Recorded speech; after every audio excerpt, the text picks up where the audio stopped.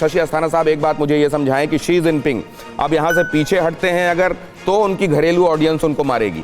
अगर आगे बढ़ते हैं और पिट कर लौटते हैं, जो कि ज्यादा संभावना इसी बात की है क्योंकि पूरी दुनिया उनके खिलाफ खड़ी हुई है, तो भी जाहिर है उनकी इतिश्री होती है, फुल स्टॉप लगता है। अब आगे कुआं पीछे खाई हो गई है, शी जिनपिंग करेंगे क्या? जल्दी से सर। शी जिनपिंग इस समय अपना किसी तरीके से फेस बचाने की कोशिश करेंगे।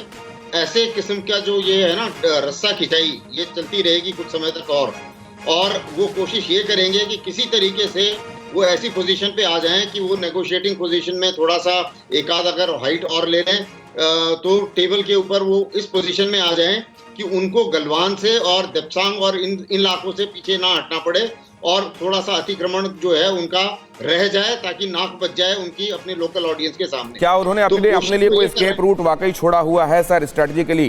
क्योंकि तमाम जगहों पर साउथ चाइना सी, ताइवान, इधर लद्दाख, क्या वाकई सेनकाकू, जापान से पंगा, कोई एस्केप रूट कहीं छोड़ा हुआ है क्या? एक जगह पर वो ऐसा कर भी लें तो उनकी ऑडियंस ये नहीं पूछेगी बाकी मोर्चों पर आपने पंगा लिया था, वहां क्या हुआ? मैं आपके पास लौटता हूं सर, लेकिन एक अहम खबर बता दूं, एलएसी पर तीसरी हार से चीनी सेना में मौत का खौफ है।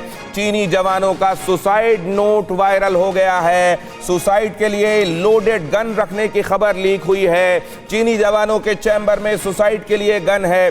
चीनी जवानों का मनोबल बुरी तरह टूट गया है। उनकी लिखी हुई एक सुसाइड की चिट्ठी लीक हुई है जिसमें उन्होंने खुद को खत्म कर लेने के संदर्भ में लिखा हुआ है। साथ में उनके पास लोडेड गन है जो वो कह रहे हैं कि इससे दूसरे की जगह अपने ऊपर खुद तान कर वो मर जाएंगे। आप समझ लें कि खौफ किस तरीके से तारी है, ये तनाव कितना बढ़ गया है पीएलए में, और आप समझ लें कि वो फौज जिसके सहारे शी जिनपिंग अपनी महत्वाकांक्षाओं को सिरे चढ़ाना चाहते हैं, उस फौज का मनोबल इस वक्त कैसा है? सुमित हमारे संवाददाता इस बारे में और ज्यादा जानकारी दे रहे हैं। सुमित, ये कैसे लीक हुआ, किस जवान ने लिखा है, क्या है पूरी खबर? देखिए, ये हांगकांग की मीडिया रिपोर्ट में वायरल हुआ है दिनेश, और ये खबर हम वहीं से दिखा रहे हैं, हांगकांग जहां पर चीन का एक तरीके से पूरा कब्जा है, या फिर वहां से एक छोटी छोटी चीजें बाहर नहीं आ सकती। अगर मैं अपने पीछे से कहूं तो आपको दिखाएंगे कि पीएलए के सैनिक ने अपनी पत्नी को चिट्ठी में क्या लिखा। धीरे धीरे अगर इसको चलाएं दोबारा से तो मैं इसको पढ़ पाऊं और इसको समझा पाऊं कि आखिरकार ये उन्होंने क्या क्या। पीएलए के सैनिक की पत्नी को चिट्ठी में कहा कि अगर मैं वापस नहीं आ सका तो तुम्हारे लिए पेंशन छोड़ कर जाऊंगा, अगर मैं अपाहिज हुआ तो मैं तुम्हें तलाक पत्र दे दूंगा, और अगर मैं वापस लौट सका तो तुम मेरे लिए समर्पित होना। एक बहुत बड़ा इशू चीन में है दिनेश, वो है सेल्फ ऑफ ब्रदरहुड, यानी आपसी लोगों में तालमेल की कमी।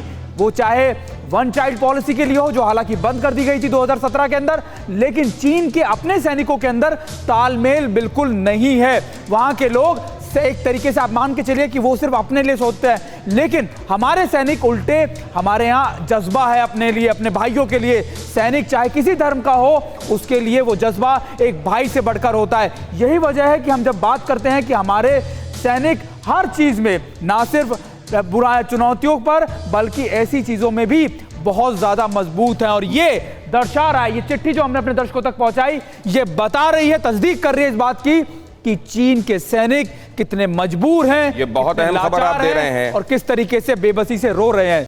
परवाह देश की, सोमवार से शुक्रवार रात 10 बजे TV9 भारतवर्ष पर।